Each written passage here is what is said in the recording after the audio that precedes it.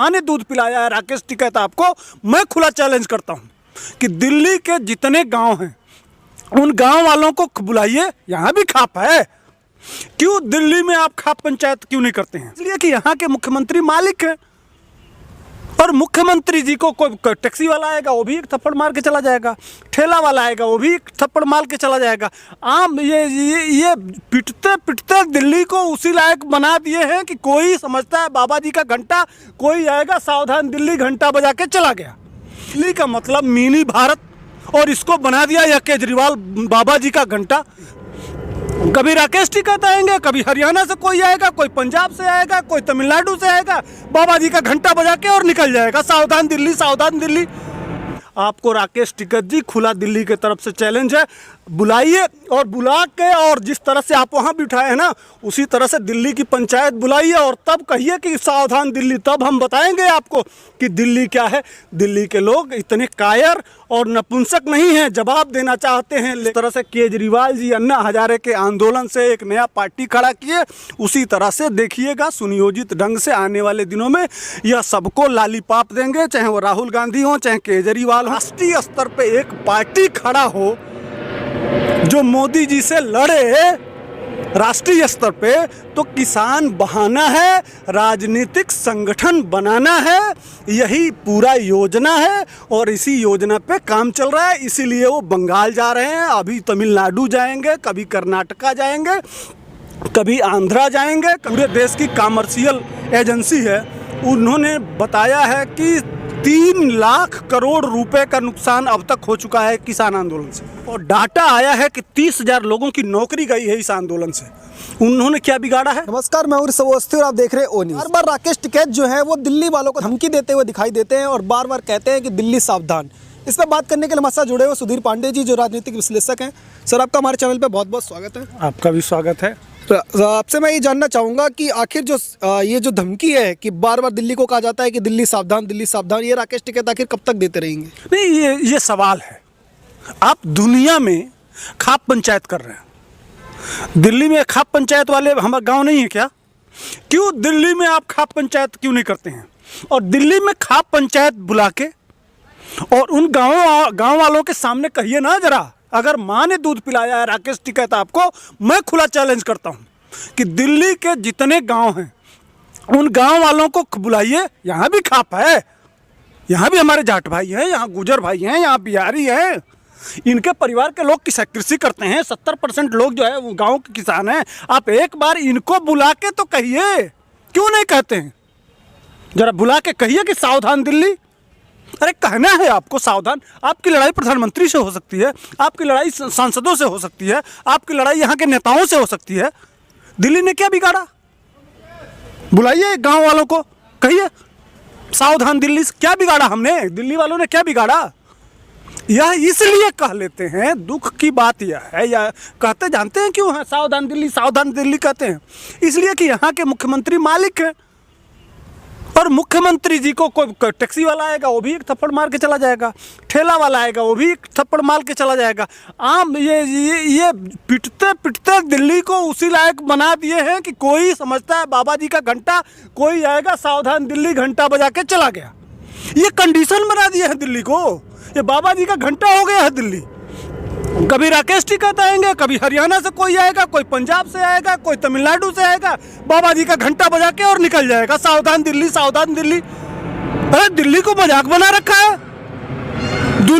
दुनिया में पहचाना जाता है, देश चलाया जाता है दिल्ली से। दिल्ली सब कुछ है दुनिया में, कहीं जाइए तो भारत की पहचान है दिल्ली। कौन सा स्टेट है जहाँ के लोग नहीं हैं? दिल्ली का मतलब मिनी भारत, और इसको बना दिया यह केजरीवाल बाबा जी का घंटा। कारण है ना उसके पीछे, कारण है कि कभी यह माफ़ी मांगेगा अरुण जेटली जी से, कभी माफ़ी मांगेगा यह नितिन गडकरी जी से, यह कभी माफ़ी मांगेगा वो जो पंजाब का जो तस्कर है ना मजीठिया, उससे भी माफ़ी मांगेगा। यह इस लायक इस दिल्ली को बना दिए हैं दिल्ली के मुख्यमंत्री जी कि कोई बाबा जी के घंटा की तरह से आके घंटा बजा के चला जाता है। ये कारण है, नहीं तो कोई किसकी मजाल की वो कहा के कहे कि सावधान दिल्ली। दिल्ली ने क्या बिगाड़ा भाई? दिल्ली यह चौहान की धरती है, पृथ्वीराज चौहान की। दिल्ली को मोहम्मद गोरी को मारना था ना, तो रात को आँख नहीं था मोहम्मद पृथ्वीराज चौहान के पास, लेकिन तीर का अंदाज़ा लगा के और मोहम्मद गोरी का निशाना कर दिए पृथ्वीराज चौहान। वह है दिल्ली। दिल्ली को साधारण कोई न समझे। दिल्ली दुनिया का सर्वश्रेष्ठ। यहाँ किसी मोहल्ले गली मोहल्ले में चले जाइए, बॉर्डर पे जितने शहीद होने वाले ना, किसी पार्क में चले जाइए, किसी गांव में चले जाइए, किसी इलाके में चले जाइए, यहाँ बॉर्डरों पे शहीद होने वाले सबसे ज़्यादा अगर कोई मिलेगा तो दिल्ली के लोग मिलेंगे। और उसको बार बार कोई शिकायत हो या कोई कह देता है सावधान दिल्ली, सावधान दिल्ली। क्या बिगाड़ा है दिल्ली भाई? दिल्ली को साधारण समझ रहे हैं? एक केजरीवाल जी जवाब नहीं देते, कोई कह देता है सावधान दिल्ली को। जाके भाई किसान बिल आपका है, आपकी समस्या है, आप बात करिए, मोदी से बात करिए, वहाँ के सांसदों से बात करिए, विधायक से बात करिए, घेरिए आप। लेकिन यह जो बार बार सावधान दिल्ली, सावधान दिल्ली, और दिल्ली कोई मजाक नहीं है। आप दिल्ली के लोगों के, गाँवों के लोगों को बुलाइए, बैठाइए, पंचायत करिए। क्यों? चलिए, गए तो हैं वहाँ के लोग, वहाँ बुला तो रहे हैं मित्राऊ के लोग, ढिचाऊ के लोग, वहाँ हाँ ढिचाऊ के लोग, मित्राऊ के लोग, वहाँ जितने इलाके में हैं, मुंडका के लोग, ये सारे गाँव के लोग कह तो रहे हैं कि आइए हमारे साथ बैठिए। क्यों नहीं बैठ रहे हैं? बैठिए तब, और उनके बीच में कहिए कि सावधान दिल्ली, तब समझ में आएगा। अच्छा पांडे जी, एक चीज़ बताइए कि दिल्ली को लगातार 3 महीने से सभी जो दिल्ली के बॉर्डर है उनको बैन किया हुआ है। जो रास्ते में हमेशा आप देख रहे हैं जो जाम है, ये दिल्ली के जो पालम रोड है वो जाम लगातार रहता है। उस कारण से दिल्ली वालों को कब तक इस तरीके की चीज़ें हैं उनका सामना करना पड़ेगा? नहीं, सबसे बड़ी बात है, एक चीज़ और बताऊँगा आपको, जो दिल्ली के रेटिंग, जो दिल्ली का नुकसान की रेटिंग लगाती है, जो पूरे देश की कॉमर्शियल एजेंसी है, उन्होंने बताया है कि 3 लाख करोड़ रुपए का नुकसान अब तक हो चुका है किसान आंदोलन से। भारत माने जो रेटिंग है, इस दिल्ली के इंडस्ट्री के लोग और जितने बिजनेसमैन हैं और जितने नौकरी पेशा लोग हैं, जो अपने मूल काम, जैसे जहाँ जितनी ट्रकें यहाँ से निकलती थीं, जाती थीं, या सब्जियों का जो बिजनेस होता था, वो कैलकुलेट किया गया है तो पूरा डाटा निकल के आया है कि 3 लाख करोड़ रुपए का नुकसान अब तक हो चुका है। लगभग 11,000 करोड़ के आसपास जो टोल नाकों पे इस समय टोल नहीं दिया जा रहा है, उससे नुकसान हुआ है। ये किसका नुकसान किया जा रहा है? इस देश का नुकसान है ना। आपको आंदोलन करना है, आंदोलन आपका अधिकार है, करिए, बहुत अच्छी बात है, हम आपका सहयोग करेंगे आंदोलन में। लेकिन यह नुकसान न करके, जिस तरह से रामलीला मैदान में आंदोलन हुआ था अन्ना हजारे का, उसमें कोई रास्ता नहीं ब्लॉक हुआ था, किसी का बिजनेस प्रभावित नहीं हुआ था, किसी की नौकरी नहीं गई थी। आज जो दिल्ली के बॉर्डरों को घेर के जिन कंपनियों, जैसे जिन बॉर्डरों के पास जो फैक्ट्रियां हैं, उसमें 11,000 फैक्ट्री इस समय तक बंद हो गई है। और डाटा आया है कि 30,000 लोगों की नौकरी गई है इस आंदोलन से। उन्होंने क्या बिगाड़ा है? वो सारे लोग दिल्ली के हैं। कोई रोजी रोटी आके कमा रहा है, उसके परिवार के पेट पे आपको लात मार के क्या मिलेगा? उस गरीब की हाय लगेगी? या आप आंदोलन करने आए हैं कि लोगों को बेरोजगार करने आए हैं? आप किसान हमेशा 2 लोगों को काम देता है। काम छीनने का काम कभी भारत का किसान नहीं किया है। वह उस अपने पसीने से मेहनत करके वह लोगों का पेट भरने का काम करता है। लोगों के पेट पे लात मारने का काम इस देश का किसान कभी नहीं किया है। लेकिन इस आंदोलन से 30,000 लोगों की नौकरी चली गई, 3 लाख करोड़ रुपए का नुकसान हुआ। इसकी जवाबदेही कौन होगा? इसका जवाबदेह कौन होगा? पूछता है भारत, जानना चाहता है आप लोगों से। आप लोग आंदोलन कर रहे हैं, आप लोगों को क्यों नहीं भारत सरकार से मांग लेते हैं कि एक पार्क दे दीजिए, एक ग्राउंड दे दीजिए, वहाँ हम आंदोलन करें, जिससे हमारे देश के नागरिकों का रोजगार न जाए, उनका काम न छीने, उनके परिवार के बाल बच्चों की पढ़ाई लिखाई, उनके बूढ़ों की दवाई, उनके बहन बेटियों की शादी। यह कितने लोगों के 30,000 लोगों की जो नौकरी गई है, उनके परिवारों की दशा क्या है? उस बॉर्डरों पे जो किसान आज खेती कर रहे हैं, उनकी जो कृषि की उपज नहीं आ रही है दिल्ली में, जिसके वजह से महंगाई हो रही है। दिल्ली वालों ने क्या बिगाड़ा है? मैं पूछना चाहता हूँ। आप लोग पूरे देश में, राकेश टिकैत एंड कंपनी, पूरे देश में आप लोग आंदोलन चला रहे हैं, चलाइए। हमको कोई उससे दिक्कत नहीं है, दिल्ली को कोई दिक्कत नहीं है। दिल्ली आपको ससम्मान इज्जत के साथ 3 महीने तक रहने का मौका दिया, लेकिन 3 महीने में आपने 300 बार यह कहा होगा कि सावधान दिल्ली, सावधान दिल्ली, सावधान दिल्ली। क्यों कहते हैं सावधान दिल्ली? आपको पूरा दिल्ली पूछता है भारत कि हमने क्या बिगाड़ा। हमारे बच्चों की पढ़ाई लिखाई रोजगार सब कुछ का नुकसान आपने किया, फिर भी बगाहे बेगाहे जब मौका मिलता है तब आप हमको यह बार बार चैलेंज कर देते हैं सावधान दिल्ली। हमको बुलाइए, बैठाइए अपने बीच में। आपको राकेश टिकैत जी, खुला दिल्ली के तरफ से चैलेंज है, बुलाइए और बुला के, और जिस तरह से आप वहाँ बिठाए हैं ना उसी तरह से दिल्ली की पंचायत बुलाइए और तब कहिए कि सावधान दिल्ली। तब हम बताएंगे आपको कि दिल्ली क्या है।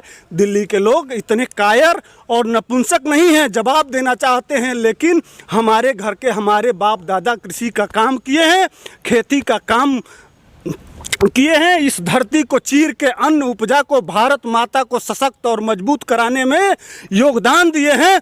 वह रगों में खून वही दौड़ रहा है, इसलिए हम आपको सम्मानित कर रहे हैं और आप बार बार जो चैलेंज कर रहे हैं उसको स्वीकार, इसीलिए बर्दाश्त कर रहे हैं। अन्यथा अब तक आपको बहुत करारा जवाब मिला होता और इतिहास में वह जवाब लिखा जाता। पंडित जी, आपने बहुत बार सुना होगा कि राकेश टिकैत जो है वो लगातार ही दावा करते हैं कि हमारा जो आंदोलन है वो राजनीति से प्रभावित नहीं है, राजनीति से कोई लेना देना नहीं है। फिर ये बंगाल चुनाव में भी उतरने की बात कर रहे हैं, तमिलनाडु में जा रहे हैं, केरल में, हर जगह जहाँ चुनाव होता है वहाँ जाने के अपनी एक वोट को प्रभावित करने की कोशिश कर रहे हैं। कैसे देखते हैं पूरे इस आपको? आप दुकान, राजनीति की दुकान चला रहे हैं कि किसानों की बात कर रहे हैं? आपको किसान को वोट से क्या मतलब, उसको दल से क्या मतलब? वह अपने खेतों में जब फसल लहलहाता है और जब फसल पक के होता है तब उसका सीना चौड़ा होता है, गौरवान्वित होता है। वो खेतों में अपने मेहनत और पुरुषार्थ को दे के खेत जोतना और इस भारत माँ को मजबूत करना, यही सपना हमेशा किसान देखता है। आप दलाली करने आए हैं। सच्चाई यह है कि यह 2 बार चुनाव लड़ चुके हैं और दोनों बार इनकी जमानत जब्त हो चुकी है।